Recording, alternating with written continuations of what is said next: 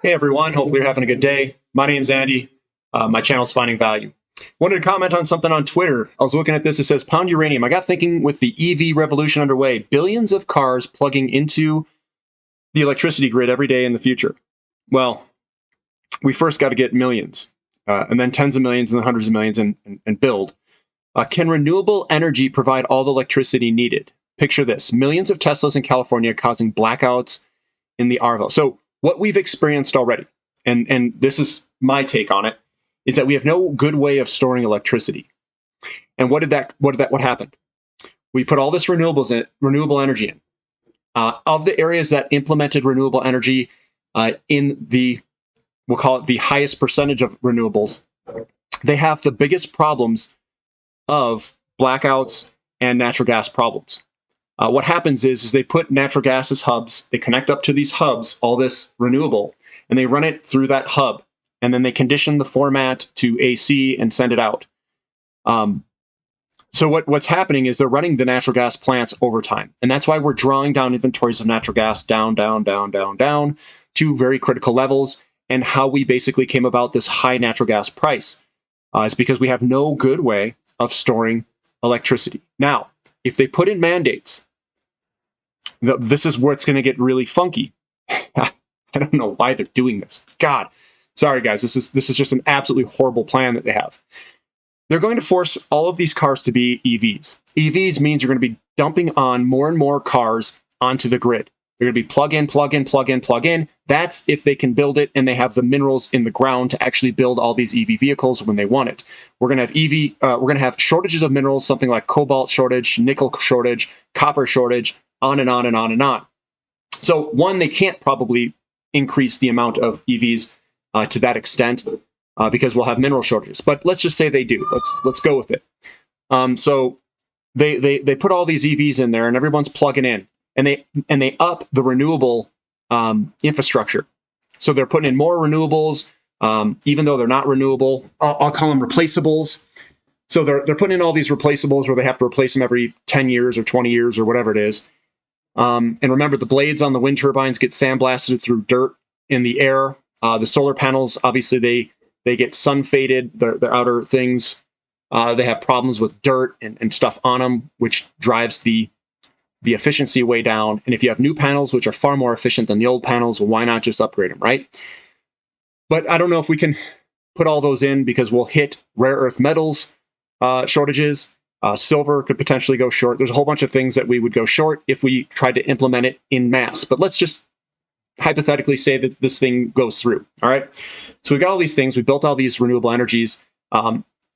We are currently experiencing in those countries and or states have the worst problems with their energy delivery are the ones that implemented the most renewable. So it's going to amplify this problem.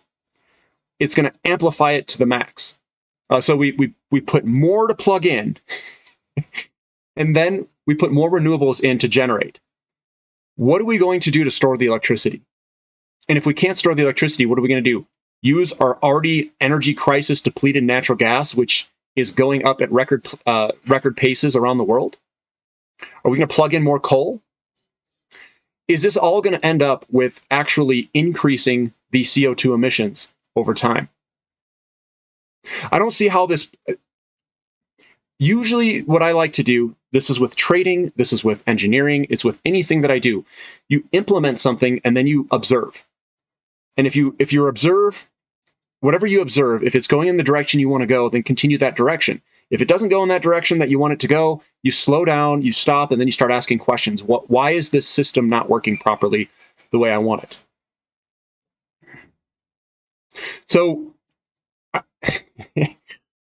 we're going to, just to sum this up, we're going to implement a whole bunch of electric vehicles that are all going to plug into the grid. We're going to put more renewables, and we're going to have to do what to store this?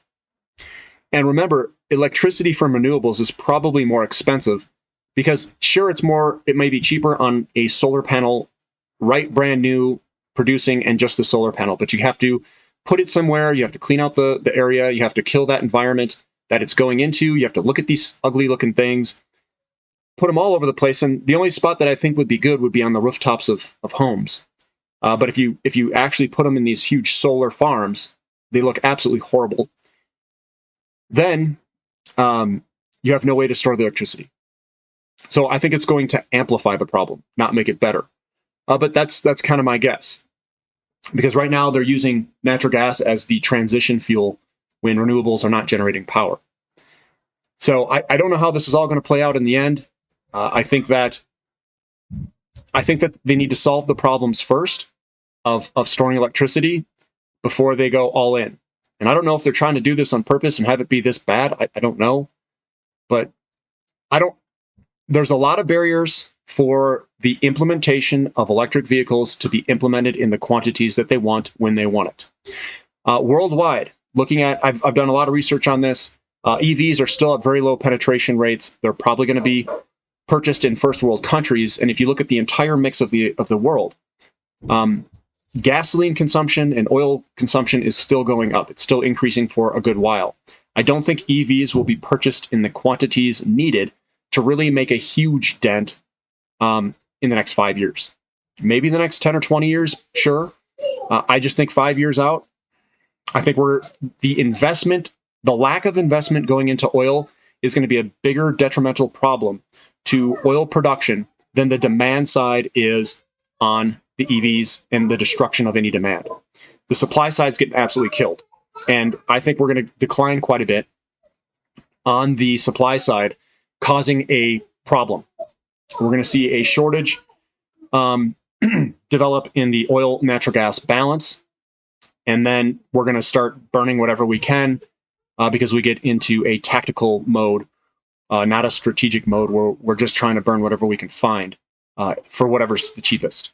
I do think uranium is going to be a huge solution going forward. It is the cheapest, safest solution that I think we have, and it's base load power, and you can store it through uranium or whatever fuel it's going to burn.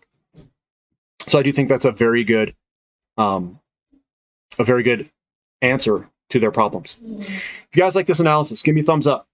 Subscribe to the channel if you haven't, and thank you for listening. This is Finding Value.